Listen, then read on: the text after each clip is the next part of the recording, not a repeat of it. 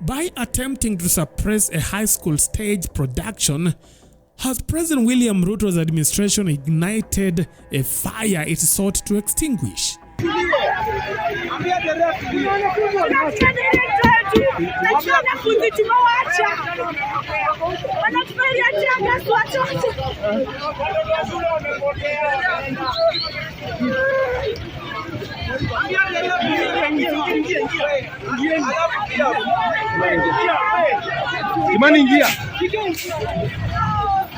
A few Kenyans had heard of Echoes of War, a play by Butere Girls High School, until government officials reportedly stepped in to block its performance. Relax.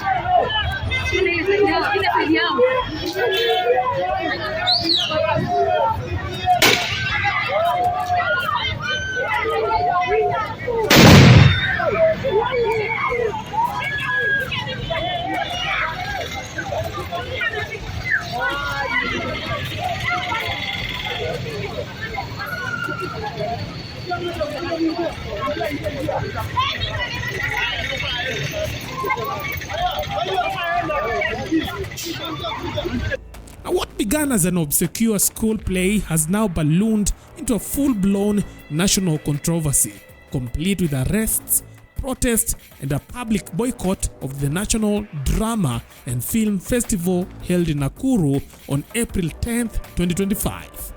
One day these Kenyans will rise above these frustrations. That I can tell you. You can kill me, you can kill him, but you'll not kill everyone. You can give up our lives for the nation. You can. You kill people. You can shoot us. You can frustrate us.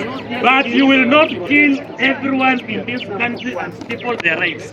Some of us can give out our lives to save the rest. You can shoot us. You can do what you want. But I'm telling you the truth. To many Kenyans, the state's actions appear petty and overreactions to student theatre. But from the government's perspective, the situation is far more politically charged. At the center of the storm is Cleophas Malala, the director of Echoes of War and a vocal critic of the Ruto administration. State officials argued that Malala is using high school students to settle political scores. And that is why the government has to act swiftly and bury the planned school play before anyone knew of its existence. And in doing so, they achieved the opposite. Wakaweka kwenye basi, wakasafirishwa paka hapa Nakuru, na wamefungiwa kule ndani, hawezi toka hata kwenye chumba. Wamefungiwa kwa room kwamba watoto hawezi toka hata nje, ati wakae pale ndani, na wamekataa kwamba waperform kesho saa moja asubuhi. As the crackdown intensified, public curiosity soared. The turning point came on April 9th when Malala was arrested just a day before the Butere girls were scheduled to perform at the national festival. Nimefanya makosa gani kuandika? You are arresting me because of writing a play. Writing a play. What offense have I committed? Alive. What mistake have I committed? Tell me, Marubu. When this year? By the time the students arrived in Nakuru, the entire country was watching. Authorities, clearly aware of the potential fallout, deployed a heavily armed police unit at the festival. The grounds were locked down, public access was restricted, and only students were permitted inside. A stark departure from previous years when these festivals were open to all. Still, the efforts to contain the fallout proved futile. The only bus which has been allowed to enter. All the guys have been allowed to take down.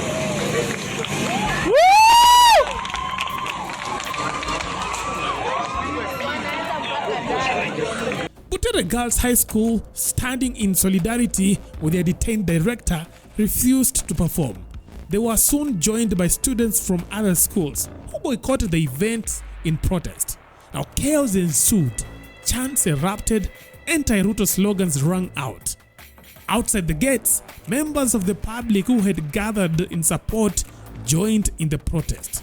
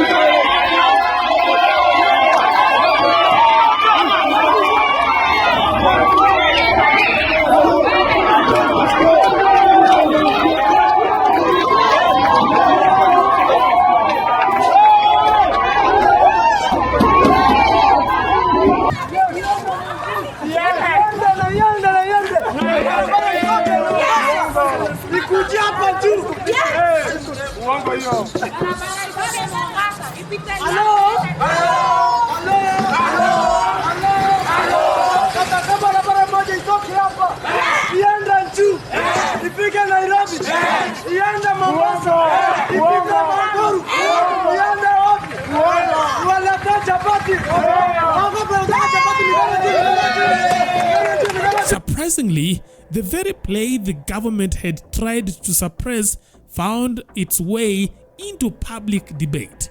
The script was leaked, and its content only deepened the controversy. But why is the government so scared of Echoes of War by Malala? You see, Echoes of War, while set in a fictional Middle East kingdom called the Royal Velvet Emirates, offers an unmistakably sharp critique of leadership and generational divides. One character, Zakayo, a name commonly used by Kenyans to mock President William Ruto since the Gen Z protests of June 25, 2024, is portrayed as a tax-hungry leader whom the people wish to remove from power in this particular play. Who must go? Zakayo must go. He must go. Our voice, Gen Z's voice. A generation that is tired of being manipulated by leaders who are busy making empty promises. Promises that even a 5-year-old is able to tell is a scam. Fertilizers for the farmers, free education, a government of the people, for the people, by the people. What people? And we have no voices in our government.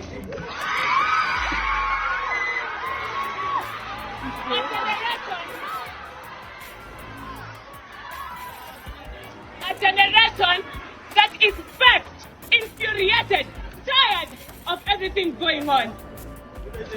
Who are our leaders? The allusion to Ruto is thinly veiled, and the symbolism is clear. Now, the government argues that the play is not innocent art, but calculated political provocation designed to incite dissent. Malala, they claim, has a history of an anti-government sentiment and has now turned the school stage into his latest soapbox.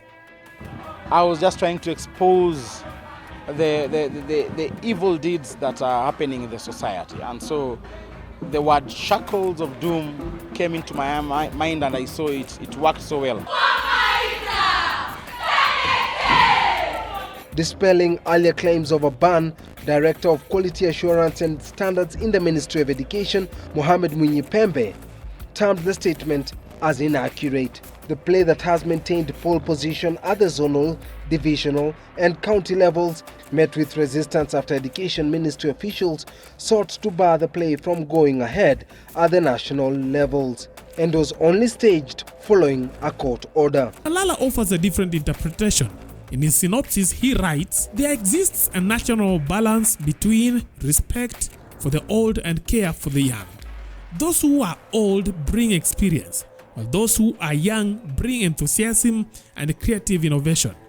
This play is a hyperbole attempt to illustrate the widening gap between two generations, The artistic context is set in a fictitious kingdom where the old have quickly lost trust of the young, and the young are agitated by the inflexible strictness of the old.